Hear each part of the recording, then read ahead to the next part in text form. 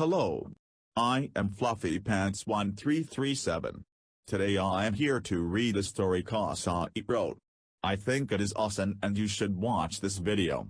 If you want to see more from Fluffypants1337, you must subscribe to Pasta Camel since I don't have an official Fluffy Pants YouTube channel yet. If you just want to watch me, you can ignore Pasta Camel, but he will still be uploading videos. But now, I present to you, the interstellar adventures of Doug and Garrett. Doug Pound had always wanted to be an astronaut. As he got older, he got very knowledgeable in science. He graduated from the University of Iowa with an astronomy major, but there was one major problem. There was no places in Iowa where Doug could go into space. So Doug had an idea. Doug drove down to Texas and politely asked the people at NASA if he could go into space. "Hey fellas, you think I can get a ride in that bad boy?" said Doug, pointing to the rocket ship. "No. Leave.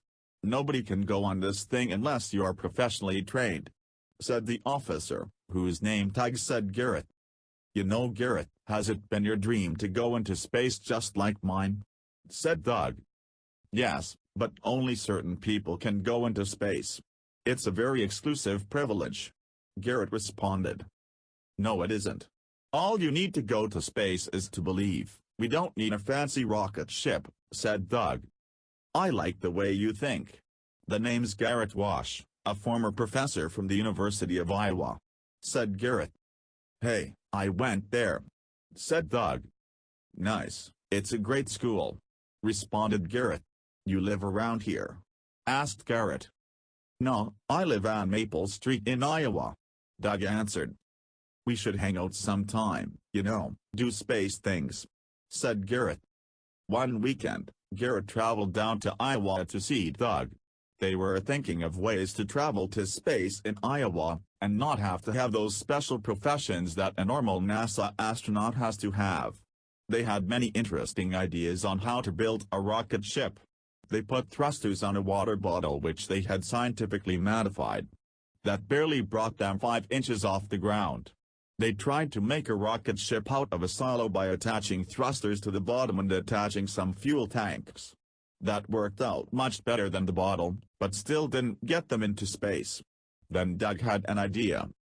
"Hey, we should just pretend to be a famous astronaut and go on a NASA space exploration." "Yeah. That sounds like a great idea, except how are we going to pretend to be an astronaut?" Garrett wondered. "By dressing up fancy and telling people about how stellar your first trip to space was, and how you'll never see life the same way," Doug explained. "Yeah, that sounds like something an astronaut would say," Garrett responded. Doug and Garrett went shopping. They both bought the most expensive tuxedos they found, and practiced their astronaut lines on each other. Then it became the day of the launch. Doug and Garrett casually met up with all the other fancily dressed astronauts. Then it was time for them to enter the spaceship. But then Doug and Garrett realized a flaw in their plan. There was a man reading off the names of the astronauts as they got onto the ship. Doug and Garrett looked at each other nervously. Garrett silently mouthed, "You go first. I'll get fired." Doug had owed Garrett for all he had done, so he went. The man looked confused and said, "Oh, I can't seem to find your name on the list, sir. What's your name?" "Oh. Devin." "Kevin," said Doug, shaking. "Sorry sir, we don't seem to have a Devin Kevin on the list," said the man, making the signal for Doug to leave. "You should find your way out now." "Never," said Doug, and he started throwing punches at the man. "Security," said the man, and all of a sudden there was 2 huge men carrying Doug away. "Oh hey, Deemer and Alger," said Garrett. Garrett must have knew these men from his time as a NASA security guard. Deemer and Alger took Doug into the back of a police car. He wasn't handcuffed, but Deemer and Alger were on each side of him, watching him like a hawk. When they finally arrived at the police station, Doug had a long talk with the officer who drove him there. He was sentenced to 2 weeks of community service. He had to do field work and farm potatoes and corn for his neighbors. There was also many cows, so it smelled awful. While he was doing this, he heard his ringtone, "Stick Up," by Karma Fields and Morton, from his phone in his pocket. He checked it, and it was a news alert. NASA astronauts return home. This gave Doug an idea. By return home, Doug thought it meant returning their home to Earth. Doug thought that these astronauts were so skilled and intelligent that they could make their house launch into space. It made sense too. Why go in that cramped old rocket ship when you can go into space from the comfort of your own home? Doug had to find Garrett. Garrett remembered something. The silo. The problem with the silo was that it didn't go vertically very high. When they tried it, it swerved around and went horizontally very well. Doug was going to fly the silo to NASA and pick up Garrett. He pressed the activation button, and started steering. He didn't know the way very well, but he knew he had arrived in the right place when he heard the countdown. 10, 9, 8. Doug sped up. He could, out of the corner of his eye, see Garrett being pushed onto the ship through the hustle of the astronauts. They must have stopped the name verification because of what he had done. Doug felt proud. He had saved his best friend's career, and he knew it was worth the community service. Then Doug remembered a flaw in his plan. The reason the silo didn't work. It swerved. He lost control of it. 5, 4. He heard the countdown say. "No," said Doug. Almost as if it was magic, when the countdown ended, the silo crashed into the rocket ship. It exploded. It flew right into the control station. Immediately Doug thought Garrett was gone. Then he heard something. Doug looked up. A bunch of tiny figures. They looked like ants, but there was something on them. A parachute. Garrett and the other astronauts would live. "Garrett!" Doug screamed. "Doug!" Garrett responded, also screaming. When Garrett and Doug reunited, they were both kicked out and sent home.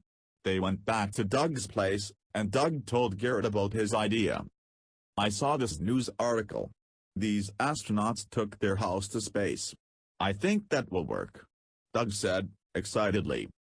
"Doug, after all the crazy stuff we've done, I bet it will," Garrett responded.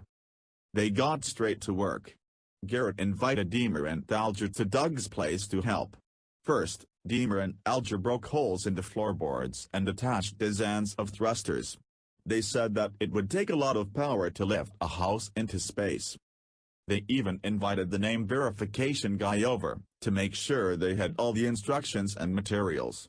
Garrett, Deemer, and Alger brought back some fuel tanks and other basic control parts, which they applied in Doug's refrigerator. They emptied out all the food and put it in the freezer. Within hours, it was ready for takeoff. Deemer, Alger, and the name verification guy stayed underground, to make sure the operation went smoothly. They carried walkie-talkies as well. 10, 9, 8. "All the control units are correct?" Doug asked. "Yep. I had Alger quintuple check them," Garrett responded. 7, 6, 5. "You're sure this will work?" Garrett wondered. "Positive," Doug answered. 4, 3, 2. "Good luck," said the name verification guy, through their walkie-talkies. 1. "We should have just tried to go to NASA, not this stupid thing," Garrett said, worried. "No. All you need to go to space is to believe. We don't need some fancy rocket ship." Blast off. They felt the ground shake below them. They saw the land outside the windows get smaller and smaller, until barely visible at all. It was a perfect lift-off. "It will take you a bit of time to get to space, but it will happen," Deemer said. "And, just be careful," said a voice that seemed nervous. Doug recognized this voice. It was his father. His father always supported his astronomical dreams, but he had gone missing after a freak incident with the NASA rocket ship explosion. "Dad?" said Doug. "Hi. Son. I am in the hospital right now. I have been in a coma for the past 5 months. I woke up today. Mr. Alger told me what you're doing. You can, and you will. Then they lost reception. Doug was annoyed at first as to why, then amazed. He gazed out the window and saw what he had been seeing in movies and books since he was born. "We made it," said Garrett. That day, Doug and Garrett shocked the world. Doug Pound and Garrett Wash were the first men on Mars. And the first men to travel to space in a house. The end. I hope you enjoyed this video and give it a like. I hope you enjoyed this video and give it a like. Fluffy Pants, out.